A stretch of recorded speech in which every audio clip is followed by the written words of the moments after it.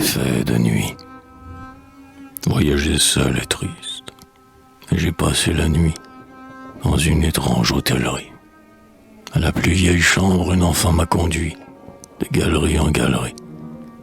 Je me suis étendu sur un grand lit carré, flanqué de lions héraldiques. Un rideau blanc tombait à longs plis, bigarré, du reflet des vitraux gothiques. J'étais là, recevant, muet sans bouger, les filtres que la lune envoie.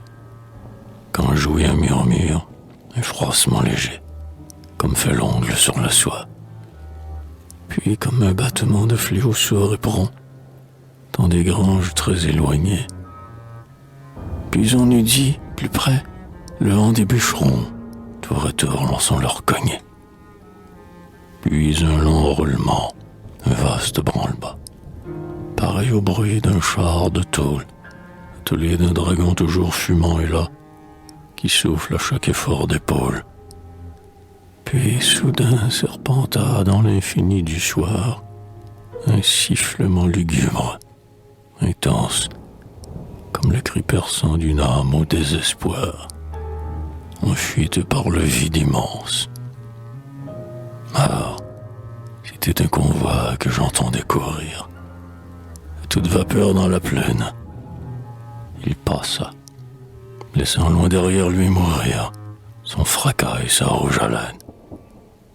Le passage du monstre un moment ébranla les carreaux étroits des fenêtres, fit geindre un clavecin poudreux qui dormait là, et frémir des portraits d'ancêtres. Sur la tapisserie, Actéon tressaillit. Diane contracta les lèvres. Un plâtras détaché du haut du mur failli, brisait l'horloge de vieux Sèvres. Ce fut tout. Le silence au voûte du plafond replia lentement son aile, et la nuit, arrachée à son rêve profond, se redrapa plus solennelle. Mais mon cœur muet ne se put assoupir.